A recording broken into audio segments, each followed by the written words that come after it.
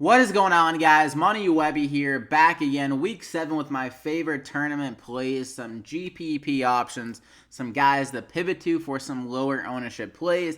Also, I'll mention a few guys that I already touched on earlier in the week, but I feel like are in such good spots where I kind of have to mention them again if you missed that video and just kind of reiterate why I love them in their matchup. So before we get going, if you guys are enjoying these videos, this NFL DFS content, definitely slap a like in the video. It goes a long way. It really helps me out so I can keep these videos coming your way every single week. And if you happen to be new here, definitely subscribe. After you do that, you can hit the bell icon to get alerted every time I upload, so you're the first one here to check out this great information. So let's get into it though. Quarterback first up, and for a lower owned guy who has really good upside in their matchup against a defense that's banged up, Kirk Cousins here going against the Jets. I mean, he's had some huge games this year, some huge just capability with his opportunity, like a ton of pass attempts in a few of the games, 48 pass attempts, 55 and 50. And this could be one of those games where they have to lean on the passing game a lot more, because against the Jets, much better run defense than what they faced last week against the Cardinals. One of the worst, if not like the worst run defense in all of football.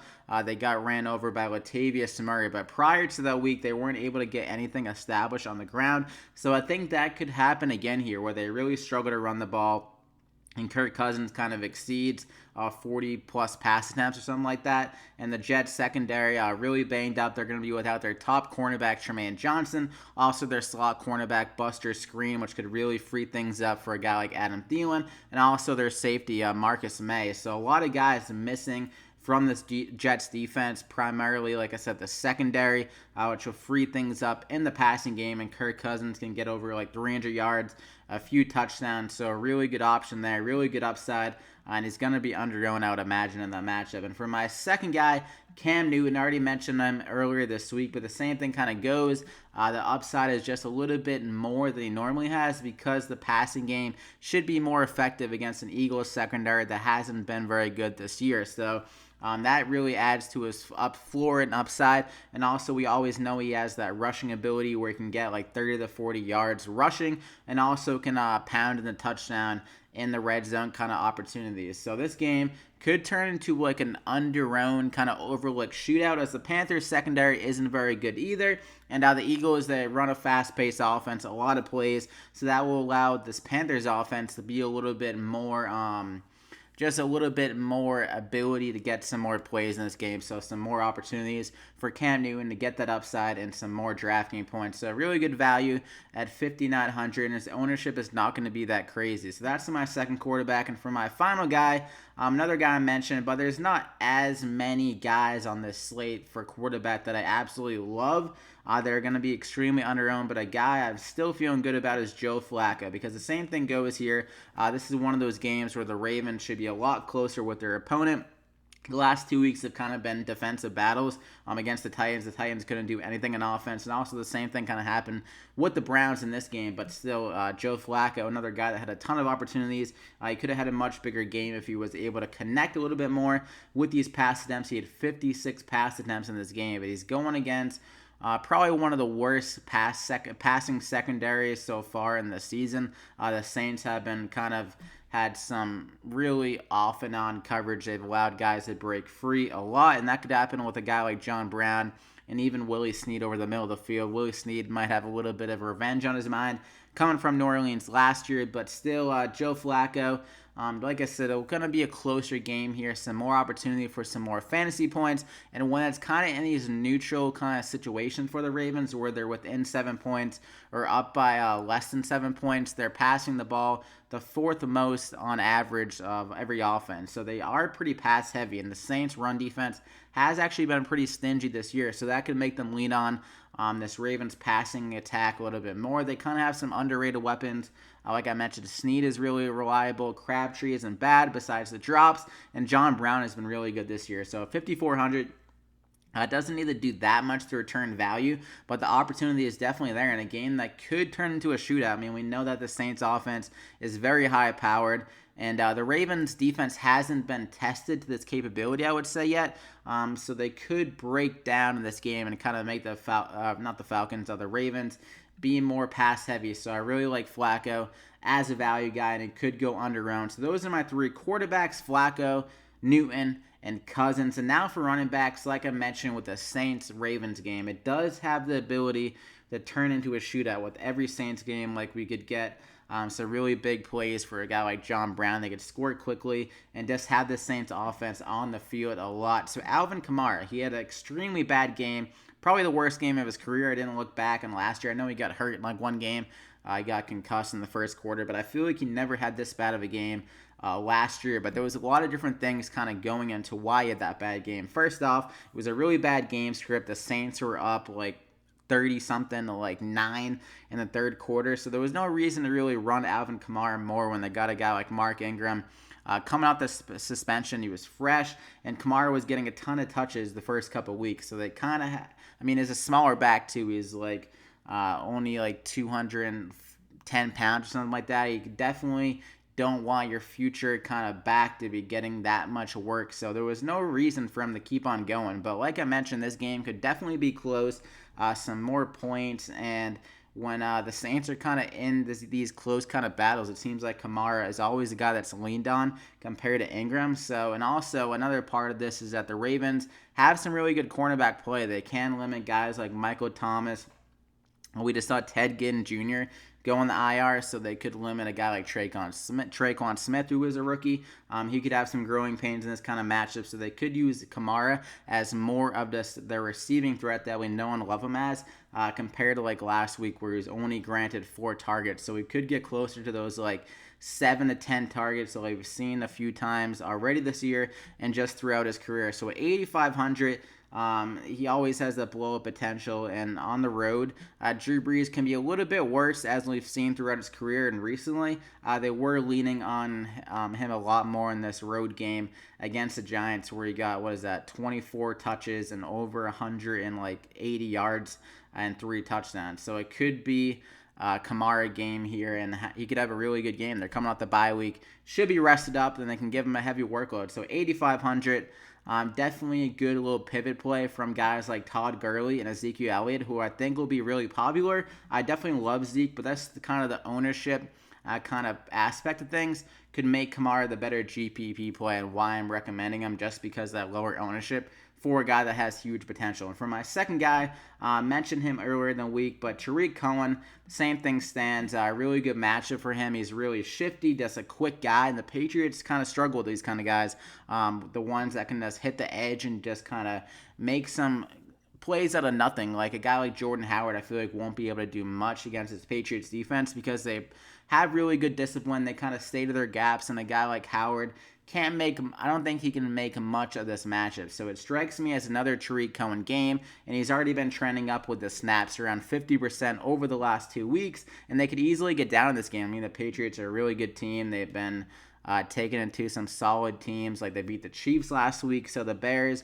could easily get down to this game by a touchdown or so and just turn to Cohen with that more pass approach as they come from behind. So a really good spot for Cohen. He's gotten 14 catches over the last 2 weeks, and the Patriots have allowed a decent amount to receiving running backs, so I could see him getting around 5 catches again here.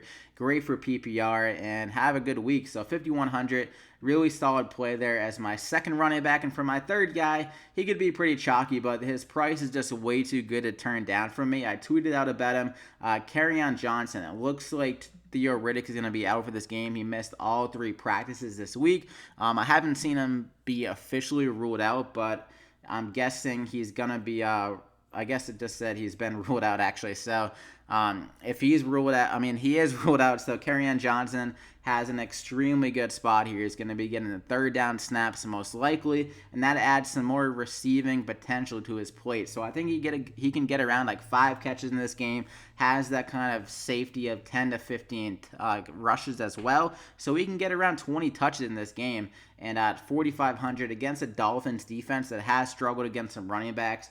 Recently with Tarik Cohen going off against them. James White and Sony Michel had really good games against the Dolphins as well.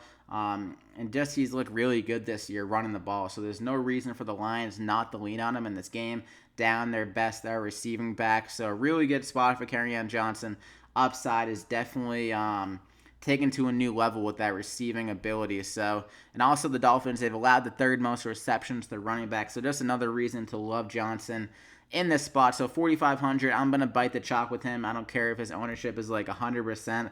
I think the price is way too good with him. And for my next two guys, it's another two guys that are going to be probably ownership's definitely trending up with the news that just broke that Carlos Hyde has been traded, but their prices are not affected by that.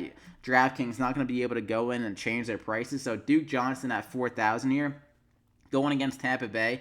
I already was kind of considering him as a play even before Carlos Hyde got traded because his snaps are trending up as well. He got around 50% of the snaps last week, and he got 4 catches on 5 targets, had one of his best games of the year last week. And for PPR, which is DraftKings, I think he could turn into a really good play, especially if the Browns get down this game. I'm expecting the Browns to win this game, but they are on the road. Some crazy things can happen, and like I mentioned, it's probably going to be a shootout here. So the Bucs could get up quickly, and the Browns could be working from behind. So it could depend a little bit on the game script, but Duke is going to have that higher floor as there's more carries up for grabs with Hyde gone. I could see Duke Johnson getting around like 7 carries in this game and getting around 5 receptions, and he's been really effective every time he's gotten the ball. So like he could get 100 yards just with those 10 to 15 touches at a really good price tag at 4,000. Nick Chubb could still have some growing pains, say he fumbles or struggles with his work after Hyde is traded. Like it's no guarantee Chubb is just gonna kill it in this first week without Hyde. The workload is definitely gonna be there, but Duke Johnson could just be the better running back right now for like this kind of matchup and just kind of the readiness of Duke Johnson. He's done it before. Chubb is still proving himself. So 4,000, really good spot. But also, I think you can definitely go to Nick Chubb as well because the workload is going to be so good for a running back at 3,600. So I definitely don't mind picking him as well. I think you can maybe make like a couple lineups with Chubb and a couple lineups with Duke Johnson because it could definitely come down to the game script. Say the Browns get up 21-7 here, they're going to lean on Chubb probably a good amount because another thing here is that Tampa Bay actually doesn't have a bad run defense, but they're going to be without their stud D tackle, Gerald McCoy, which kind of makes me love Chubb even more here. And Chubb has shown the ability in most of these games where he's been really effective rushing the ball. It is limited touches, granted that, so we don't know how it'll look with like 10 to 15 carries, but I would expect him to be like better than what Carlos Hyde has been doing. So not the greatest upside, but he does have that touchdown ability because he hasn't been able to catch any balls yet. So that does limit his ceiling, but you don't need that much of a ceiling with a guy at 3,600 and the amount of touches he's getting. So the opportunity is definitely there. So at 3,600, Nick Chubb is definitely on my radar. So that's the running back kind of core that I'm looking at for GPP. Nick Chubb, Duke Johnson, like I mentioned, Kerryon Johnson. The ownership could be higher on those guys, but still, like they're way too good of values to turn up. Tarik Cohen, and then Alvin Kamara at 8,500, the guy that can do it against any defense, I think. So those are the running backs.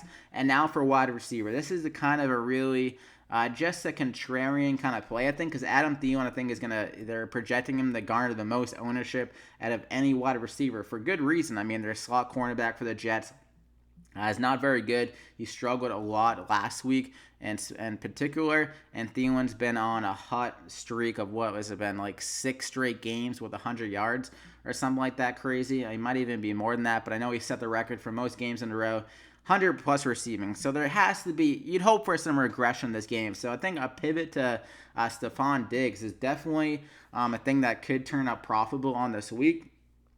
Diggs has been a little bit inconsistent throughout his career, and he can definitely struggle with the tougher matchups on the outside, but he doesn't have that tough a matchup considering that Tremaine Johnson, who I think is their best outside cornerback, is out. Claiborne isn't bad, but I think Diggs is a little bit too quick for him. Claiborne is a little bit better against those like bigger, kind of more powerful wide receivers, so I think Diggs could get the better of him and maybe kind of have some more work go his way, as Thielen has been killing team after team, so the Jets could try to lock down on Thielen by having some more double coverage, kind of have a guy shadow him at the safety spot, or maybe a linebacker kind of chip him and stuff like that. So there's definitely some things that could be adjusted for this Jets defense. I mean, you got to watch the film and be like, we can't have this Adam Thielen guy beat us, and maybe make Diggs try to beat us this week, as the Vikings have had a lot of good success with Adam Thielen. So that's definitely an interesting contrarian play for me. And also, Diggs has been really good off like bad weeks or just lower than expected weeks. Against San Fran, he was 3 for 43. He did get a touchdown, but then he had a huge week that next week against Green Bay where he went 9 for 128 and 2 touchdowns. And then he had a really tough time against Tre'Davious White, only 4 for 17. But then he had a really good game against the Rams where he went 11 for 123. So if he follows his kind of trend, I guess, off a tough week against Patrick Peterson on the outside, this might be another week where he goes off. He definitely has that upside. And like I mentioned, the ownership kind of aspect of things is definitely there. And also the Vikings will have less ability running the ball against a better run defense than the Jets, I believe. So that's my first wide receiver.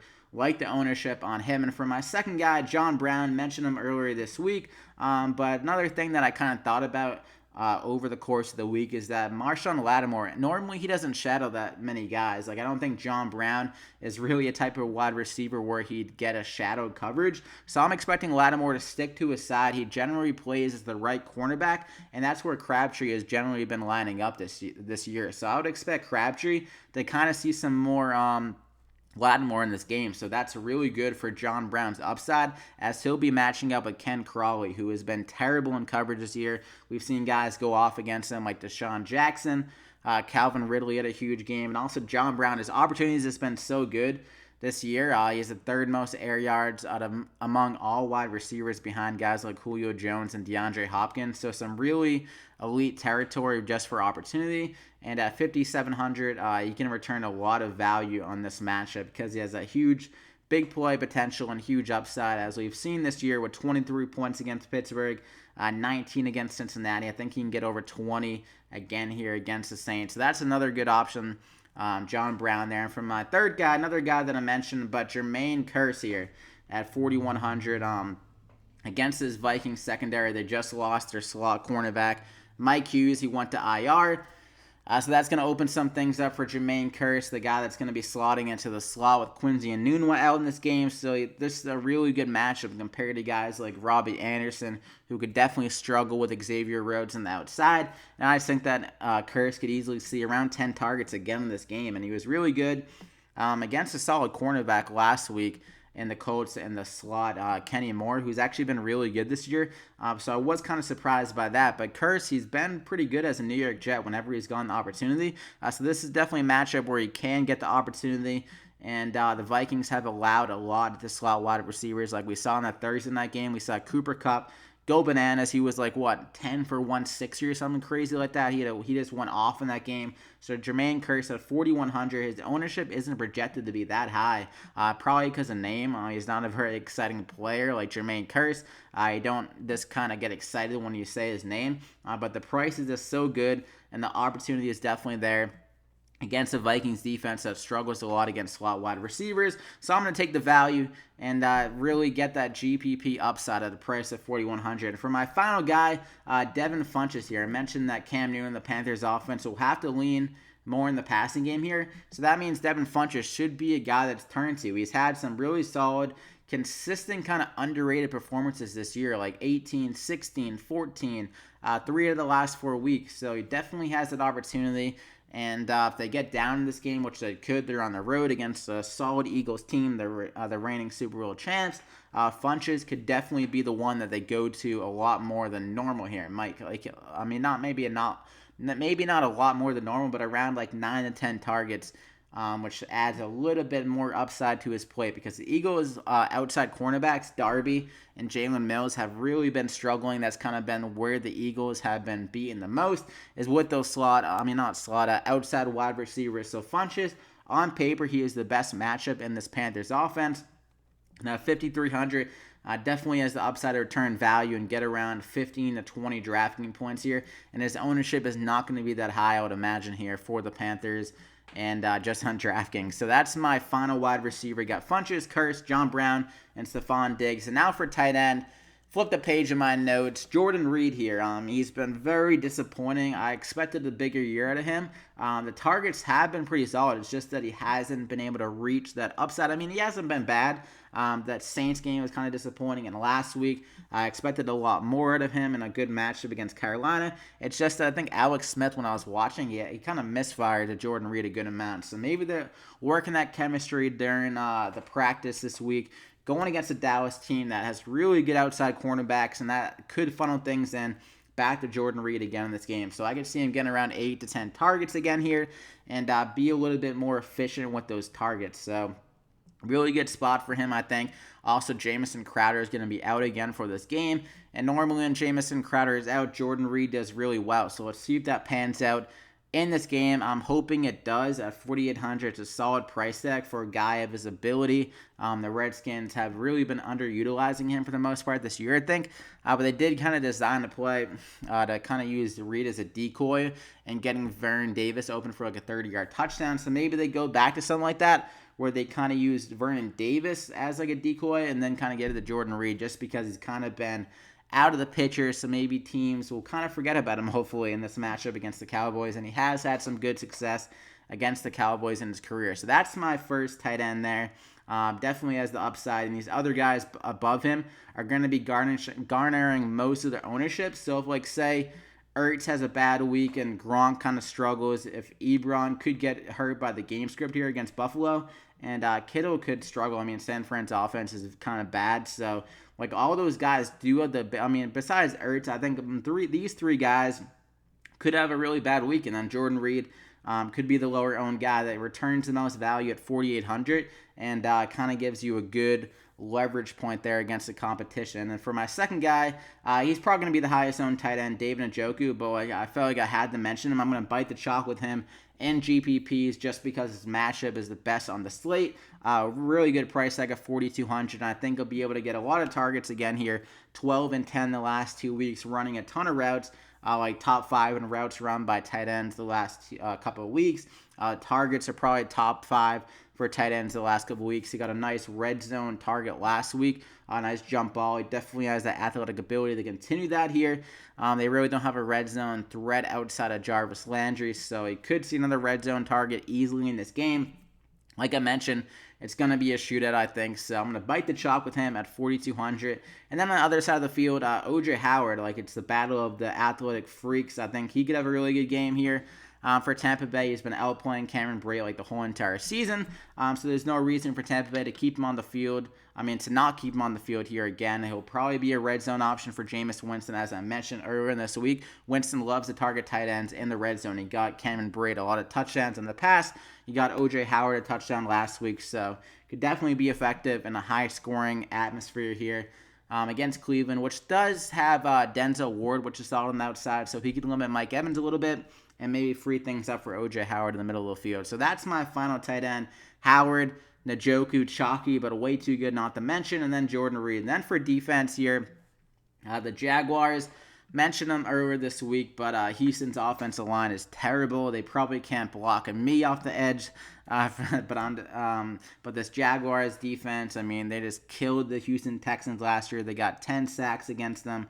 And the first game they played against, the first time they played last year, they were able to get a ton of DraftKings points. So I think that could be the case here again against the Houston offense, which hasn't looked too good over the last few weeks. They've been really struggling to run the ball and making Deshaun Watson kind of have too much on his plate, I think. He's been getting banged up, being sacked. Like, they couldn't get anything going against the Buffalo Bills. So I don't expect them to get that done against the Jaguars here in this matchup, against an angry Jaguars team back at home in some humid conditions maybe for that the Texans aren't used to, and it's traveling over. So there's a lot of things here which I think could work against the Houston Texans. The Jaguars match up really good against Houston. They could take away a guy like DeAndre Hopkins and then just make you kind of just suffocate in the pocket with Deshaun Watson and make him force some throws. So that's my top defense. Their ownership isn't going to be crazy high too, I think. So, and then the Texans defense isn't in a bad spot either, going against the Jaguars offense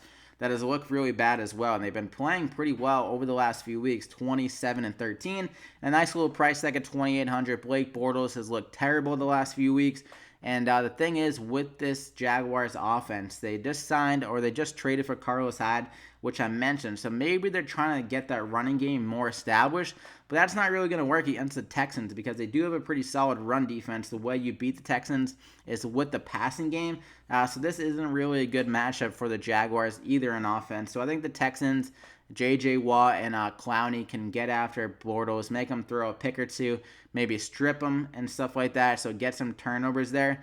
We definitely have that capability in this matchup. So 2,800, good value. And for my final defense, the Detroit Lions going against Brock Osweiler. So normally, Brock Osweiler isn't very good. I don't think he even played that good last week, to be honest. He just had some really kind of fluky plays where he's checking it down to Albert Wilson.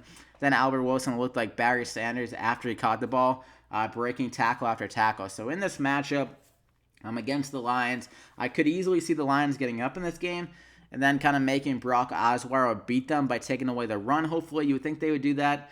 And then this passing game could definitely struggle against the Lions. The Lions defense hasn't been good, but they did just have a bye week, so maybe Matt Patricia kind of fix some things. They are getting Ziggy Ansah most likely back, probably like their second best defensive player to Darius Slay. So that would definitely be a big boost for their defense to kind of help out the secondary, just help out that pass rush, which hasn't been great.